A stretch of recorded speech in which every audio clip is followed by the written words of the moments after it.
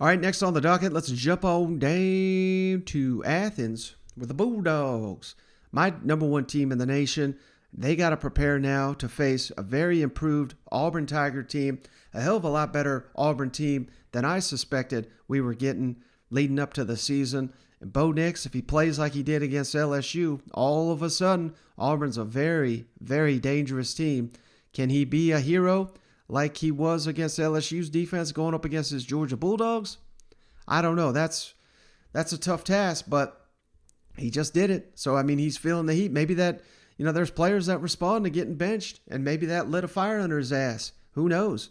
But he certainly carried the Tigers to victory in Death Valley. Now he's going to have the home field advantage. They got the Georgia Bulldogs coming in. Historically, I know Georgia's been dominating the series in recent seasons, but still, Auburn typically plays them pretty tough. And like I said, I mean, Brian Harsin, I think we're starting to see more and more what a hell of a coach he is. Doesn't quite probably have all the pieces he wants to run the system that he likes, but he's adapting to his personnel. And now we got a Georgia Bulldogs team that people like me telling them they're the number one team in the country. Everybody, I'm sure, on campus is telling them that. They're reading their press clippings.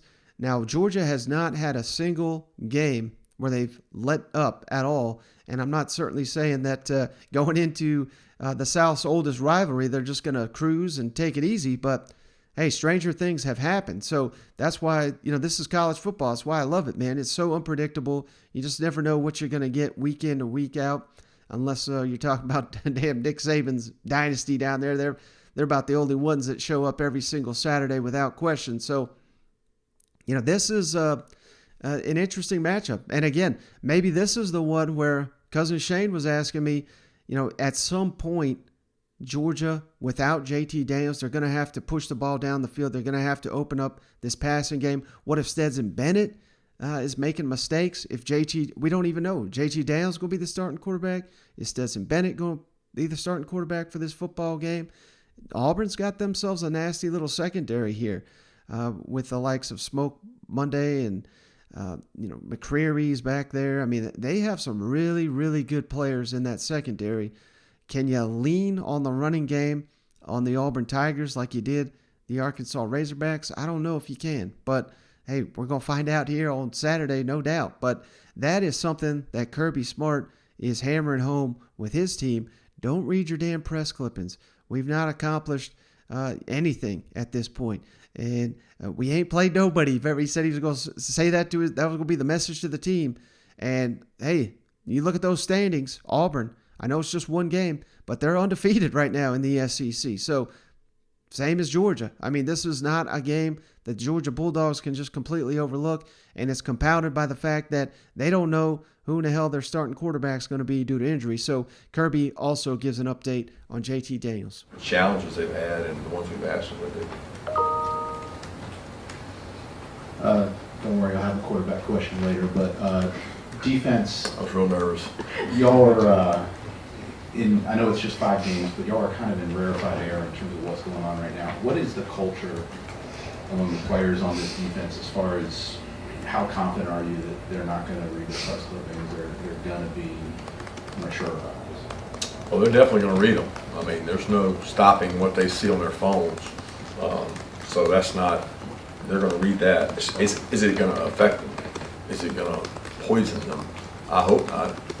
I certainly hope not. I think the standard of being elite is what keeps them from becoming poisoned.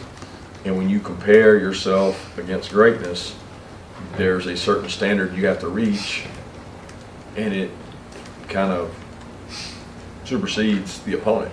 And when you say, I want to be great, and what does great look like, and you see pictures of that, and you see stats that reflect that, that's what you're trying to emulate, and you're not trying to make it about who you're playing. And it's always about who you're playing, because you have to talk about their personnel and what they do. But the buy-in from this group has been good, the cohesion, and like I said, like, who's the superstar? I don't think you could name one superstar really on this whole team. So when you have that, you have a lot of guys that buy in. I think personalities outside of our world and our family want there to be a superstar, want there to be one person. but there's not on this team because it's done by committee across the board, special teams, defense and offense. It's done by a lot of guys that are connected and care about each other. Kirby, I got over with JT in practice this week, and secondly, Judson kind of indicated the other day that he was thinking about, possibly going elsewhere again after last season. Did you have discussions with Coach Monken about why he might want to stay here? No, I know he's frustrated. He was more frustrated with his reps and his volume of reps. And for him, it was more about competition, getting opportunities. I mean, it wasn't necessarily about one's reps. It was about him getting two's reps because he wasn't getting a lot of those. But the way we practice, he was able to get work in, probably not as much as he likes.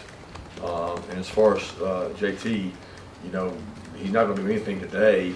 He'll be out. He's practicing. He's doing everything but throwing, and then we'll see how it goes, day to day. I mean, the biggest thing is he's got to rest and recover and try to heal.